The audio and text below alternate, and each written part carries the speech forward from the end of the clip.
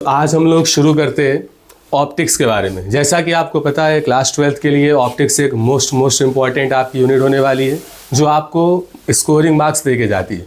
तो आज हम लोग फोकस करेंगे केवल कैमरे पे ही नहीं, ऑप्टिक्स पे। तो चलिए आइए शुरू करते हैं रे ऑप्टिक्स की पार्ट 1 की वीडियो। तो सबसे मोस्ट इम्पॉर्टेंट अगर आप डेरिवेशन की बात करेंगे तो ये आपकी डेरिवेशन है refraction through convex spherical surface. तो ये आपकी डेरिवेशन 5 मार्क्स की भी आ सकती है और इस डेरिवेशन की एक खासियत ये है कि ये आपको न्यूमेरिकल भी देके जाती है। तो आइए ज़रा समझते हैं। तो जो डायग्राम आप देख पा रहे हैं, आई होप कि आपको क्लियर नज़र आ रहा होगा। तो थोड़ा और जूम करके हम लोग देखते हैं। तो ये आप में refraction through convex spherical surface. तो यहाँ से आप देख पा रहे एक ऑब्जेक्ट आपके पास गिवन है ओ, और ये आपका स्फेरिकल सरफेस है। यहाँ से एज यू नो दैट जब भी लाइट रे आपकी पास करती है किसी भी one medium to another medium तो उसके पाथ में चेंज होता है। तो यहाँ पे लाइट रे आपकी rare medium to denser medium pass हो रही। तो आपने पढ़ा था क्लास 10th में भी कि जब भी light rare to denser medium travel करती है then it bend towards the normal. तो टुवर्ड्स द नॉर्मल बेंड होकर इसकी इमेज यहाँ पे आई बन गई। ठीक है, तो ये डायग्राम है आपका। तो यहाँ पे जो आपका ऑब्जेक्ट है वो अल्फा एंगल मेक कर रहा है प्रिंसिपल एक्सिस के साथ, और सेंटर ऑफ कर्वेचर आपका गामा एंगल मेक कर रहा है, और यहाँ पे इमेज आपकी बीटा है। तो अल्फा बीटा और गामा ये कंपलसरी नहीं है कि आप इसी ऑर्डर से मैनेज करें, तो आप रीअरेंज कर सकते हैं अपने अकॉर्डिंग जो भी आपको बेनिफिशियल लगे। तो यहाँ पे देखिए इस डेरिवेशन को हम आपको 3 पार्ट्स में करके दिखाएंगे। क्या करेंगे सबसे पहले, तो यहाँ पे आप देख पा रहे हैं ये ट्राइंगल एक आपको दिख रहा होगा, दिस वन। तो ट्राइंगल की प्रॉपर्टी जो आपने क्लास 9th में पढ़ी थी that is the exterior angle is equal to the sum of the 2 interior angles. तो यहाँ पे ये जो आप एंगल ऑफ इंसिडेंस देख रहे हैं आई, ये angle of incidence i is equal to the sum of 2 interior angles, पहला अल्फा और दूसरा गामा, अल्फा प्लस गामा। इसी तरीके से अगर आप दूसरे ट्राइंगल को देखेंगे तो एक ट्राइंगल आपके पास ये ट्राइंगल, इस ट्राइंगल में एक्सटीरियर एंगल का वर्क कर रहा है यहाँ से गामा। तो यहाँ से आपके पास गामा की वैल्यू हो जाएगी r प्लस बीटा। यहाँ से स्मॉल r की वैल्यू जब आप फाइंड आउट करोगे तो आपके पास आएगी गामा माइनस बीटा। तो ये है इस डेरिवेशन का फर्स्ट पार्ट जिसमें हमको वैल्यू फाइंड आउट करनी होती है angle of incidence and angle of refraction. फिर इसके बाद जो सेकंड स्टेप हमारा होगा, सेकंड स्टेप में हम लोग को यहाँ यूज़ करना है स्नेल्स लॉ। तो स्नेल्स लॉ आप जानते हो, sin i upon sin r, that is the ratio of the sine of angle of incidence to the sine of angle of refraction is mu 2 upon mu 1, that is the ratio of the refractive indices of two media, that is mu 2 upon mu 1। यहाँ पे जो mostly बच्चे mistake करते हैं वो यहाँ के इसके रेशियो में करते हैं। तो उसको ये ध्यान दीजिएगा कि जिस मीडियम में आपका इमेज फॉर्म हो रहा हो तो वहाँ पे आपका रिफ्रैक्टिव इंडेक्स ऊपर न्यूमरेटर में आप पुटअप करोगे, और जहाँ पे आपका ऑब्जेक्ट प्लेस्ड है वो आपका न्यूमरेटर में होगा। ठीक है, तो यहाँ से एक एजम्पशन लेट करेंगे। आपको पता है कि जब भी आप डेरिवेशन करते हैं तो एजम्पशन लेट करते हैं। तो एजम्पशन क्या है कि जो आपकी रेज है वो रेज आपकी पैराएक्सियल है। तो यहाँ पे बच्चों बात करते हैं what are the paraxial rays. तो पैराएक्सियल रेज क्या होती है, जरा इसके बारे में बात करते हैं। ऐसी रेज जो आपके प्रिंसिपल एक्सिस के साथ स्मॉल एंगल फॉर्म करती हो, that's called the paraxial rays. तो यहाँ से पैराएक्सियल रेज आपकी हो गई। तो इसमें वही कंडीशन जब आप यहाँ पे फॉर्मूला यूज़ करेंगे तो वही एजम्पशन को जब आप लेट करेंगे तो उस एजम्पशन के अकॉर्डिंगली आपका जो साइन वाला फंक्शन है sine i is nearly equals to i and sine r is nearly equal to r. तो ये आपका डेरिवेशन कुछ इस तरीके से हो जाएगा, I upon R is equals to mu 2 upon mu 1। फिर वहाँ से वही कॉन्सेप्ट जो हम लोग को यूज़ करना है, क्रॉस मल्टीप्लाई करा के आई और आर की वैल्यूज़ आपको पुटअप करनी है। ठीक है जी, आपका फर्स्ट स्टेप हो गया इस डेरिवेशन का। जो सेकंड स्टेप होने वाला है ध्यान से दीजिएगा, ये फर्स्ट स्टेप है। सेकंड स्टेप आप बिल्कुल ध्यान से देखिएगा, यहाँ पे अब आप यूज़ करने जा रहे हैं अल्फा बीटा गामा की वैल्यूज़ फाइंड आउट करने जा रहे हैं। डेरिवेशन आप लोग लगा चुके हैं, बस एक ट्रिक आपको बता रहे जिससे आपको डेरिवेशन को लर्न करने में थोड़ी सी आसानी हो जाए। तो यहाँ से आप अल्फा बीटा एंड गामा इसकी वैल्यूज़ फाइंड आउट करेंगे। तो अल्फा की वैल्यू यहाँ से आप देखिए, एक ट्राइंगल आपको यहाँ से दिख रहा है ये वाला, अभी आपको शो करके दिखाएंगे। तो एक triangle this that is triangle O N N, इस ONM ट्राइंगल में आप देखिए अल्फा इज इक्वल्स टू, यहाँ पे अगर आप 10 अल्फा का यूज करते हैं तो alpha is nearly equals to 10 alpha because we assume that the rays are paraxial, ठीक है। तो यहाँ से 10 alpha equals to perpendicular upon base, perpendicular आपके पास हुआ MN अपॉन जो बेस है आपका वो हो गया OM, और यहाँ से OM ये आपका हो गया। ये ऐसा हमने लेट कर लिया कि जो आप स्पेरिकल सरफेस ले रहे हैं दिस आर वेरी स्मॉल, बहुत पास से क्लोज्ड है, तो उस कंडीशन में आप M के प्लेस पे P भी पुटअप कर सकते हो, तो MN upon OP and OP is the distance between this that is small u। तो जब आप यहाँ पे पुटअप करेंगे तो ये आएगा MN अपॉन U। बस यहाँ पे ये ध्यान रखना है कि जो आपको वैल्यूज रखनी है विद साइन रखना है। ऑप्टिक्स में दो चीज़ें ध्यान रखनी है, एक साइन और दूसरा डायरेक्शन। अगर साइन नहीं है तो आपको एग्जाम में भी साइन नहीं मिलेगी, दैट इज आपको नंबर नहीं मिलेंगे, और अगर डायरेक्शन नहीं है तो आप जानते हो क्या ही होगा। तो यहाँ पे आपको डायरेक्शन विद सिंबल आपको यहाँ पे पुटअप करना है। फिर इसके बाद ऐसे ही आप बीटा की वैल्यू फाइंड आउट करेंगे, तो बीटा की वैल्यू आपको यहाँ से इस ट्राइंगल से मिलेगी, दैट इज ट्राइंगल MNI। तो in triangle MNI beta equals to same NM upon MI। तो वही कंडीशन में लेट करिए अजम्पशन की, तो NM upon PI is the image distance from the pole, NM upon V। अब यहाँ पे हमने पॉजिटिव क्यों लिया, क्योंकि आप टुवर्ड्स राइट यहाँ पे वैल्यू ले रहे। इसी तरीके से जो आपकी गामा की वैल्यू है, अब आपको पता चल गया होगा कि we are talking about the triangle MNC। तो यहाँ से आपके पास आएगा NM upon MC, that is आप इस MC को PC भी फाइंड लिख सकते हैं। तो यहाँ से आपके पास वैल्यू आ गई कैपिटल R। तो जब ये सारी वैल्यू जब आप पुटअप करोगे तो लास्ट में मैं आपको फॉर्मूला बता दूंगा जो इस तरीके से आपके पास आएगा।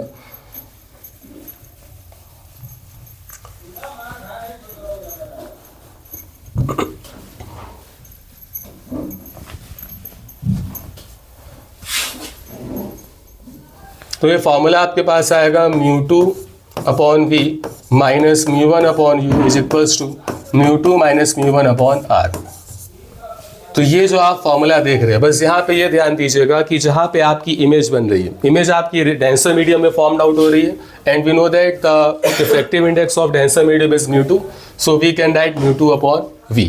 और जो आपका ऑब्जेक्ट प्लेस्ड है वो रेयर मीडियम पे है, तो ये μ1 अपॉन U हो गया और μ2 माइनस μ1 अपॉन R। क्या होता अगर हम इस मीडियम को एक्सचेंज कर देते, इंटरचेंज कर देते, तब जो आपका ये फॉर्मूला है वो कुछ इस तरीके से डिराइव होकर आ जाता है। ये हो जाता μ1 upon V minus μ2 upon U is equals to μ1 minus μ2 upon R। ऐसा हमने क्यों किया, क्योंकि अब आपकी जो पोजीशन है इमेज और ऑब्जेक्ट की वो इंटरचेंज हो गई। तो ये डेरिवेशन आपकी हो गई। तो चलिए अब इसमें इसके न्यूमेरिकल्स की थोड़ी बात करते हैं। तो जो पहला न्यूमेरिकल आप देख रहे हैं इसमें लिखा है light from a point source ray falls on a convex spherical glass. एक लाइट है आपकी पॉइंट सोर्स से कॉन्वेक्स स्पेरिकल ग्लास पे फॉल हो रही है, और ये सरफेस का रिफ्रैक्टिव इंडेक्स आपको गिवन है, refractive index of the surface. तो रिफ्रैक्टिव इंडेक्स का सरफेस 1.5 है, रेडियस ऑफ कर्वेचर आपको गिवन है, distance of the source from the glass surface is 100 centimetre. Numerical में बच्चों आपको प्रॉब्लम कहाँ आती है कि आप लोग ये आइडेंटिफाई नहीं कर पाते कि कौन सी वैल्यूज़ आपको गिवन है।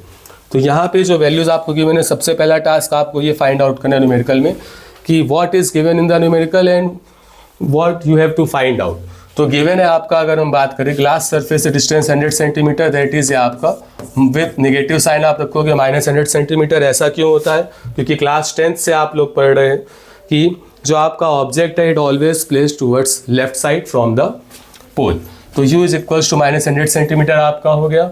और जो लाइट है ये आपकी कहाँ से आ रही है, इन एयर से आ रही है। तो इसका मतलब जो आपका फर्स्ट मीडियम है दैट इज μ1 जो आप पुटअप करोगे वो 1, क्योंकि एयर का जो रिफ्रैक्टिव इंडेक्स होता है वो 1 होता है। फिर उसके बाद μ2 जहाँ पे आपकी लाइट रिफॉल्स कर रही है वो है 1.5।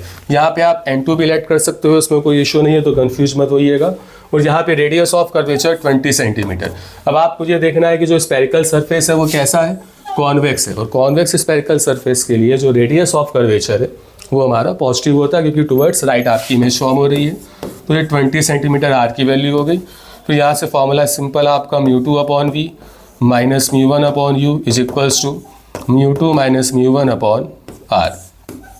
तो ये फॉर्मूला लगा के सिंपली आप अपने आंसर को फाइंड आउट कर सकते हो। तो आंसर आप मुझे बताइएगा बाद में कमेंट में कितना आ रहा है। तो चलिए आगे बढ़ते हैं नेक्स्ट न्यूमेरिकल की तरफ। इसको इंपॉर्टेंट न्यूमेरिकल आप डाल लीजिए, क्योंकि इस टाइप के न्यूमेरिकल्स आपके पूछे जाते हैं। इसमें गिवन है the diameter of the glass sphere is 10 centimetre. ध्यान से दीजिएगा, the diameter of the glass sphere is 10 centimetre. A beam of light strikes the sphere which converges at point 20 centimetre behind the pole. यहाँ पे इस line को बहुत ध्यान देने की जरूरत है कि बिहाइंड द पोल की बात हो रही है और ग्लास स्फीयर आपको गिवन है। तो ये है आपका ग्लास स्फीयर, ये है आपका पोल, ठीक है। अब यहाँ से देखिए मैं अलग कलर से आपको दिखा रहा हूँ किस तरीके से लाइट आपकी यहाँ पे स्ट्राइक करेगी। तो ये आपकी लाइट रेज आ रही थी इस तरीके से दो, और ये आपका डायमीटर। तो ये सेंटर ऑफ कर्वेचर है। तो यहाँ से जब आपने प्लॉट किया नॉर्मल, तो यहाँ से आप देखिए बेंड टुवर्ड्स द नॉर्मल, तो ये ऐसे हो जाएगी। ये जो आपकी लाइट रे इसको जाना चाहिए था आगे। अगर ये स्फेरिकल सरफेस ना होता तो जो आपका ऑब्जेक्ट होता वो यहाँ पे इस तरीके से फॉर्म हो रहा होता। अगर ये ग्लास स्फीयर ना होता, रिफ्लेक्शन सरफेस ना होता, तो आपका ऑब्जेक्ट यहाँ पे फॉर्म हो रहा होता। और आपको पता है कि 10 सेंटीमीटर तो ये आपकी यहाँ से यहाँ तक की रेडियस हो गई। और दूसरा इसमें ये बोल रहा है कि 20 सेंटीमीटर फ्रॉम द पोल, तो 10 सेंटीमीटर तो ये हो गया और बाकी बचा 10 सेंटीमीटर वो आपका ये हो गया। तो अगर हम पोल से, आपको पता है कि जो आप मेज़र करते हैं ऑब्जेक्ट का वो पोल से मेज़र करते हैं, और पोल से जो डिस्टेंस है वो 10 + 10 कितनी हो गई 20। और यहाँ पे जो मैं इंपॉर्टेंट बात आपको बताने जा रहा हूँ वो ये है कि जो अभी तक आप u की जो वैल्यू लेते थे वो नेगेटिव लेते थे, बट इस केस में जो आपका ऑब्जेक्ट है वो as an virtual object behave कर रहा है। और वर्चुअल ऑब्जेक्ट जब बिहेव करता है तो आप जानते हैं कि virtual image is form at right from the pole. तो पोल के राइट होगा और राइट साइड वैल्यूज आपकी पॉजिटिव हो जाएगी। और यहाँ से जो आपका रिफ्लेक्टिव इंडेक्स था दैट इज μ1 आपका ये हो जाएगा 1 और μ2 आपका हो जाएगा 1.5। और आपको यहाँ गिवन है डायमीटर 10 सेंटीमीटर, तो जो रेडियस है वो 10/2 दैट इज 5 आ जाएगी। और कॉन्वेक्स स्फेरिकल सरफेस है तो हमने पॉजिटिव ही लिया इंटू सेंटीमीटर। बाकी सिंपली वही फॉर्मूला जो आपको पता है वही फॉर्मूला आप डिराइव करके पुट अप कर दीजिएगा। और इसका भी आंसर मुझे बताइएगा क्या आ रहा है, नहीं होगा तो उसको हम लोग आगे डिस्कशन करेंगे फिर आपको बताएंगे। तो ये न्यूमेरिकल इंपॉर्टेंट है, तो इसको अच्छे से समझ लीजिएगा। फिर इसके बाद जब हम लोग आगे की तरफ बढ़ते हैं तो आगे आपका एक और इम्पॉर्टेंट डेरिवेशन जो है आपका लेंस मेकर फार्मूला। इस लेंस मेकर फार्मूला जो आप डायग्राम देख रहे हैं, थोड़ा सा जूम करके मैं इसको दिखा रहा हूँ, थोड़ा देखिएगा कि यहाँ पे जो आपका ऑब्जेक्ट है वो यहाँ गया। यहाँ पे देखिए दो सरफेस आपको गिवन है, फर्स्ट सरफेस आपकी ये है और सेकेंड सरफेस आपकी है। तो यहाँ पे जो रिफ्लेक्शन हो रहा है it is from the two surface, दो सरफेस से रिफ्लेक्शन हो रहा है। तो यहाँ पे हम दोनों सरफेस के थ्रू जो रिफ्लेक्शन हो रहा है उसके फॉर्मूले को लिख के तब हम इसको डिराइव करेंगे।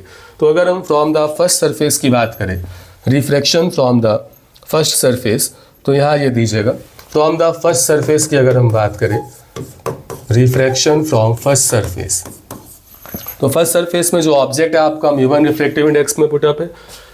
फर्स्ट सरफेस अब एज्यूम कर रहे हैं तो हम ये मान ले रहे हैं कि सेकंड सरफेस आपका प्रेजेंट नहीं है। तो उस कंडीशन पे अगर सेकंड सरफेस ना होता तो जो आपकी इमेज फॉर्म होती I1 पे, जिसकी डिस्टेंस होती V1। तो इस कंडीशन पे जो आप फॉर्मूला यूज़ करते वो आपका होता μ2/V1 minus μ1/u is equals to μ2 minus μ1/R1। R1 is the radius of curvature of the first surface. वहीं पे अगर हम सेकंड सरफेस की बात करें तो यहाँ पे ये ध्यान रखिएगा कि सेकंड सरफेस के लिए जो आपका ऑब्जेक्ट है वो रोल प्ले कर रहा है फर्स्ट सरफेस का इमेज, यानी कि फर्स्ट सरफेस का जो इमेज है वो सेकंड सरफेस के लिए एज एन ऑब्जेक्ट वर्क कर रहा है। तो यहाँ से जब आप देखोगे तो ये देखिए जो ऑब्जेक्ट सेकंड सरफेस के लिए है वो I1 वर्क कर रहा है उसके लिए। तो यहाँ से इसकी डिस्टेंस है V1, वो जो आपका फाइनल इमेज फॉर्म हो रहा है वो I पे फॉर्म हो रहा है और उसकी डिस्टेंस है यहाँ से V। तो जब आप यहाँ से बात करेंगे from second surface, from second surface, तो सेकंड सरफेस के लिए आपके पास ये हो जाएगा आपके पास μ1/V minus μ2/V1 is equals to μ1 minus μ2/R2। तो ये वैल्यूज़ आपके पास आ गई। अब ये दोनों इक्वेशंस आपके पास है, इसमें एक को आप मान लीजिए इक्वेशन नंबर 1 और दूसरी हो जाएगी इक्वेशन नंबर 2, दोनों को आप ऐड कर दीजिए। तो जब आप ऐड करोगे तो जो फाइनल डेरिवेशन आपके पास आएगा वो कुछ इस तरीके का होगा μ2/V माइनस μ1/V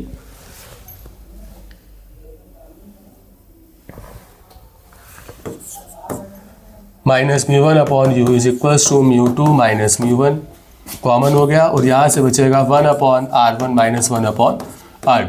तो ओवरऑल जो आपका फॉर्मूला लास्ट डिराइव होकर आएगा वो आएगा 1/f is equals to μ2/μ1 -1 and 1/r1 -1/r2। ये आपकी वैल्यू आ गई। μ2/μ1 को आप 1 μ2 लिख सकते हो, तो 1/f will become 1 μ2 -1 1/r1 -1/r2। तो ये फॉर्मूला आपका डेराइव हो गया। ठीक है, तो ये डेरिवेशन है, ये भी इंपॉर्टेंट है। अब इस डेरिवेशन से रिलेटेड न्यूमेरिकल्स के बारे में बात करते हैं। तो जो पहला न्यूमेरिकल आपको दिख रहा है by convex lens. What is by convex lens? The lens which both surface have convex is called the by convex lens. तो इसकी फोकल लेंथ जो है आपकी वो 2/3 टाइम्स है of the radius of curvature. जो क्वेश्चन में गिवन है उसके अकॉर्डिंग ही हम बात कर रहे हैं। Calculate the refractive index of the lens material. Refractive index आपको फाइंड आउट करनी है लेंस मटेरियल की। तो यहाँ से आपको म्यू की वैल्यू फाइंड आउट करनी है। तो फॉर्मूला वही lens maker formula 1/f is equals to mu -1 1/r1 -1/r2। यहाँ पे बच्चों ध्यान दीजिएगा, एक इंपॉर्टेंट लाइन आपकी लिखी है। आपको न्यूमेरिकल में बस यही कैच करना है कि क्या कीवर्ड आपको दिया है और किस कॉन्सेप्ट से आप उसको कर सकते हैं। तो ये बाई कॉन्वेक्स है। तो बाई कॉन्वेक्स जैसा मैंने आपको बताया कि विच हैव इक्वल सर्फेसेस। जब इक्वल सर्फेसेस होगी तो उसका जो रेडियस ऑफ कर्वेचर है वो भी सेम होगा, that means r1 equals to r2। But अगर आप इसकी बात करेंगे तो फर्स्ट सरफेस के लिए r1 आपका पॉजिटिव हो जाएगा, that is r1 will become +r and r2 will become -r। तो ये वैल्यू जब आप पुटअप करोगे और f की वैल्यू 2r/3 है तो ये हो जाएगा 3/2r is equals to refractive index find out करना है और ये 1/r, और जब आप r2 की वैल्यू -r रखोगे तो प्लस का 1/r। तो इसी को आगे सॉल्व करके मुझे बताइएगा क्या आंसर आ रहा है कमेंट में। फिर चलिए आगे बढ़ते हैं नेक्स्ट न्यूमेरिकल की तरफ। तो ये जो नेक्स्ट न्यूमेरिकल है, an equi convex lens of focal length 15 centimetre. Most important question, इसको भी आप लिख लीजिए, इंपॉर्टेंट क्वेश्चन। एक इक्वी कॉन्वेक्स लेंस आपको दिया है, उसको हमने इस तरीके से कट कर दिया है परपेंडिकुलरली। अब आपको बताना है कि what is the focal length of each half. अगर हम इसको कट नहीं कर रहे थे तब इसकी फोकल लेंथ हमारे पास जो गिवन थी वो थी 15 सेंटीमीटर। तो 15 सेंटीमीटर फोकल लेंथ गिवन थी यहाँ पे। तो यहाँ से अगर हम लेंस पे का फॉर्मूला लगाए तो 1/f is equals to mu -1 1/r1 -1/r2। Equi convex है तो उसमें भी सेम वही case, r1 equals to r2 होगा। तो यहाँ से जब आप देखेंगे तो f आपका है 15, तो 1/15 इज इक्वल्स टू न्यू -1। तो इसको हम डायरेक्टली 2/r पुटअप कर दे। फिर इसके बाद जब आप आगे देखिएगा, अगर हमने इसको कट कर दिया तो यहाँ से देखिएगा कट करने के बाद ये कुछ इस तरीके से हो गया। तो इसका फर्स्ट सरफेस तो आपका अभी भी कॉन्वेक्स सरफेस में है, बट इसका जो सेकंड सरफेस है वो बिहेव कर रहा है like a plane mirror. And we know that the focal length of the plane mirror is infinite, और जब उसकी फोकल इनफाइनाइट होगी तो रेडियस ऑफ कर्वेचर भी इनफाइनाइट हो जाएगा। तो उस कंडीशन में जो आपका r1 है इन द सेकंड केस जब आप ईच हाफ की बात कर रहे हैं तो ईच हाफ के केस में जो आपका r1 है वो तो बच्चों r रहा, लेकिन जो आपका r2 है वो हो गया इनफाइनाइट। तो सेम इसी फॉर्मूले में आप जब आप पुटअप करोगे तो उसको हम लेट कर लेते हैं f'। तो f' is equals to μ-1/r। तो यहाँ से μ-1/r की वैल्यू 1/f' आप रख दीजिए। तो यहाँ से आपके पास आएगा 1/15 इज इक्वल्स टू, ये आपके पास हो जाएगा 2/f'। तो f' की वैल्यू आपके पास आएगी 15 × 2 that is 30 centimetre is the right answer. तो ये आंसर है। तो इस टाइप के न्यूमेरिकल आपके बोर्ड में आते हैं, तो इसकी प्रैक्टिस आप लोग करिएगा इसी टाइप की। फिर इसके बाद जब आप नेक्स्ट देखेंगे तो नेक्स्ट में ये भी इंपॉर्टेंट क्वेश्चन है आपका।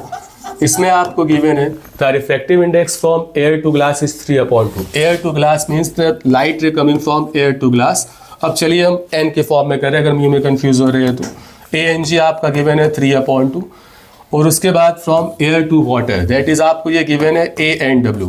न्यूमेरिकल में जो इन्फॉर्मेशन आपको गिवन है, आपको अगर वही लिखा होगा तो स्टेप मार्किंग में हो सकता है आधा नंबर या 1 नंबर, अगर एग्जामिनर आपके ऊपर मेहरबान है तो मिल सकता है। तो ये आप इसको लिखिएगा। फिर इसके बाद फर्स्ट केस की अगर हम बात करेंगे तो from the first case 1/f is equals to, first case में आप एयर टू ग्लास आ रहे थे तो ANG -1 और 1/r1 -1/r2। तो एक फॉर्मूला ये हो गया। अगर हम सेकंड केस की बात करें तो सेकंड केस में आप क्या करोगे बच्चों, यहाँ से सेकंड केस में ये आपका एयर में था और ये वाटर में रिफ्रैक्टिव इंडेक्स है।